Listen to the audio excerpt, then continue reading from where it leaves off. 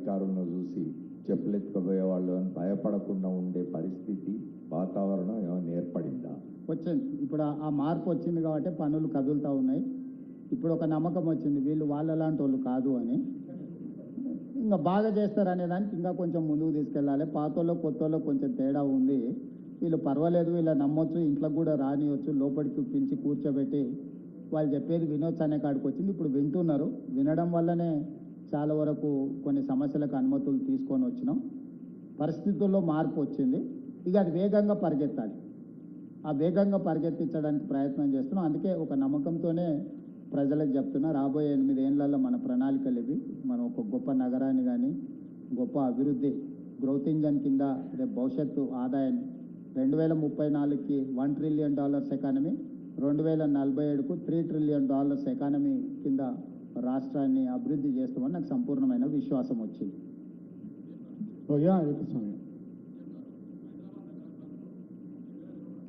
మీ వద్దకు వస్తలేరని చెప్పేసి సీఎం గారు, హైదరాబాద్ నగరం పరిధిలో బీఆర్ఎస్ ఎమ్మెల్యేలు ఎవరు కూడా మీ వద్దకు అభివృద్ధి పనులకి వస్తలేరని చెప్పి మీరు అంటున్నారు.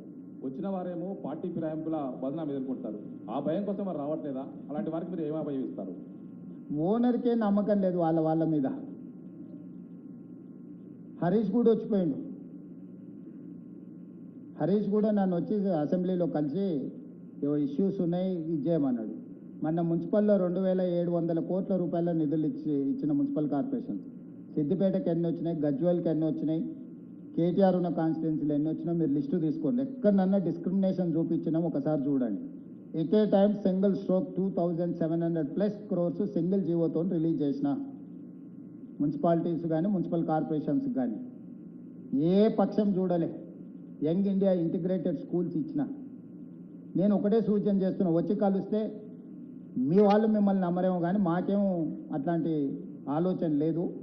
రాండి, మీరు ఎమ్మెల్యేలుగా మీ ప్రజలకు మేలు చేయండి అని నేను విజ్ఞప్తి చేస్తున్నా. ఇప్పుడు కూడా నేను చెప్తున్నా, ఎవరైనా రావచ్చు, ఎవరైనా కలవచ్చు, ఎవరైనా ప్రజల సమస్యలు చెప్పొచ్చు. చేయగలిగినవి తప్పకుండా ఈ ప్రభుత్వం చేస్తుంది. సీఎం గారు, కాంగ్రెస్ పార్టీ రౌడీకి టికెట్ ఇచ్చిందంటూ కూడా బీఆర్ఎస్ ప్రచారం ఆద్యంతం కూడా దీని చుట్టూ తిప్పారు. నిజంగా నవీన్ యాదవ్ రౌడీనా? మీరేం చెప్తారు? నేను అనేది నాకంటే ప్రజలు తీర్పిస్తారు.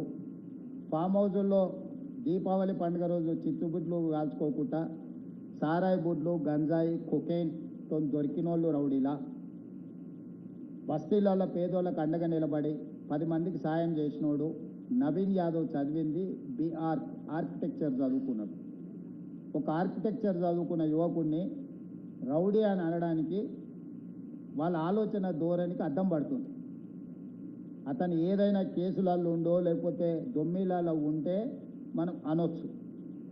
కానీ అదే నవీన్ యాదవ్ ఒక ప్రశ్న వేసింది, మా నాన్నని చూపించి నన్ను రౌడీ అనే ప్రయత్నం చేస్తుండ్రు, మరి పాస్పోర్ట్ బ్రోకర్ కొడుకుని ఏమనాలా అని ఒక ప్రశ్న వేసిండు. మరి దీనికి సమాధానం చెప్పినాక ఇక దానికి సమాధానం వస్తుంది. కాబట్టి ఎన్నికల్లో ఆయన్నే అన్నాడు, విధి విధానాల మీద మాట్లాడాలి, సమస్యల మీద చర్చించాలి. మా నాన్నగారు కూడా నాకు ఫోన్ చేసి గడ్డి పెట్టిండు అని చెప్పి మళ్ళీ ప్రత్యర్థిని రౌడీ అనడం ఏంది? ఇప్పుడు సునీతమ్మకు ఓటేయమని అడిగితే మాకేం అభ్యంతరం లేదు. వాళ్ళ అభ్యర్థిని వాళ్ళు గెలిపించుకుంటారు, వాళ్ళ ప్రయత్నం వాళ్ళు చేస్తారు. మా ప్రయత్నం ఏం చేస్తున్నాం, బీజేపీ ప్రయత్నం బీజేపీ చేస్తుంది. ఇండిపెండెంట్స్ కూడా 50-60 మంది ఉన్నారు, వాళ్ళ ప్రయత్నాలు వాళ్ళు చేస్తారు. ఎన్నికల్లో పోటీ పడడం, నెగ్గాలనుకోవడం, నెగ్గడానికి అవసరమైన ప్రణాళికలు, ప్రచారాలు సహజం. కానీ దుమ్మెత్తిపోయడమే పనిగా పెట్టుకోండి. అసలు అంటే ఏం మాట్లాడుతున్నాం అనేది అర్థం లేకుండా మాట్లాడితే ప్రజలు తీర్పిస్తారు. జూబ్లీస్లో 14 నాడు ప్రజలు తీర్పిస్తారు స్పష్టంగా. వీటన్నిటి మీద ప్రజలే నిర్ణయిస్తారు. ఇప్పుడు నేను ఏం చేసినా నువ్వు టికెట్ ఇచ్చినావు కాబట్టి ఒకళ్ళతో పుచ్చుకుంటున్నావు అని మీరు మళ్ళీ ఇంకొక మాట మాట్లాడడానికి ఉంటుంది. డెఫినెట్గా 14 తారీఖు నాడు ప్రజలు తీర్పిస్తారు. Vamsi garu, Vamsi Srinivas, Deccan Chronicle. Sir first of all నిన్న మీరు